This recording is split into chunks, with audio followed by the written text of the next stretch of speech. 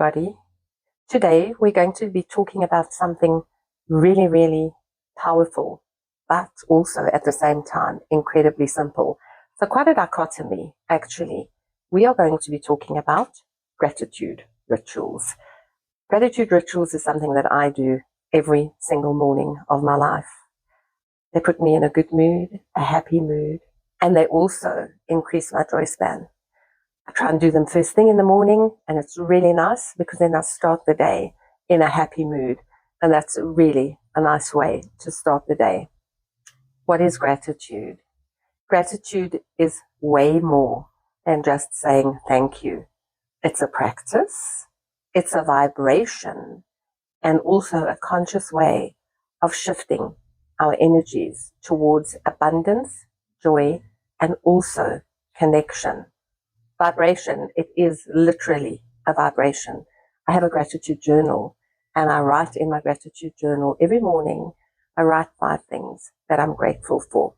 And by the time I've hit the 5th gratitude, I can feel it vibrating in my body, and I can feel my joy span as it lifts. Very, very important. What are the origins and the meanings of gratitude? The practice of gratitude is old as the hills, really, really ancient. In many spiritual traditions, from ancient Egyptian and ancient Greek rituals to Eastern philosophies like Buddhism, Hinduism, they all express gratitude as a sacred act. It was believed that acknowledging the blessings in our lives, big blessings, small blessings, attract more positive energy, and that means that they foster harmony within ourselves and within the universe. So don't only be grateful for the big things, be grateful for the small things as well, but do it in a sacred way, as a sacred act. So don't just brush it off. Make time for it and actually mean what you say when you practice the gratitudes. In indigenous traditions across the world, gratitude is expressed daily for the earth, the sun, the water, and the food we receive. How often do we actually express gratitude for the sun, the earth, the water, and the food that we receive? We don't. We normally moan about it. Oh, it's too hot, or it's too cold, or it's raining, or it's not raining enough. We very, very rarely are grateful for the things that Mother Nature gives us every single day. We just end up being grumpy and moan about them rather than be grateful for them. When we are grateful for the earth, the sun, the water, and the food we receive, it's not just a polite gesture. It is also an acknowledgement of our interconnectedness and a way of honoring life itself. So rather than moan about the wind, or the snow, or the heat, or the cold, acknowledge your interconnectedness with everything within the universe and honor life itself. It makes it really beautiful, doesn't it? Why does a gratitude ritual matter? In other words, why should you practice it? We often rush through life. Remember, life is really, really stressful, very, very fast-paced. And it seems to just be getting more and more fast-paced the older I get, or the more mature I get. We rush through life and we notice what we don't have rather than what we do have. We're always comparing ourselves to those around us and what they have and what we don't have. Performing a gratitude ritual rewires the mind and the heart. Literally rewires the mind and the heart. And scientific studies show that if you practice gratitude regularly, the following will happen. 1, it's going to reduce your stress and your anxiety. Isn't that phenomenal? It's going to improve your mental clarity. It's also going to improve feelings of happiness and feelings of wellness, the joy span that I was speaking about earlier. Have I got you hooked? Do you want to learn how to do a gratitude ritual. Very simple ritual that you can start with today even if you want. Create your sacred space. Find a quiet spot where you won't be disturbed. Light a candle or a stick of incense if you like. Remember, it has to resonate with you. But not being disturbed and making the space yours indicates to your mind that it's a special, sacred space. So I have a book, a journal.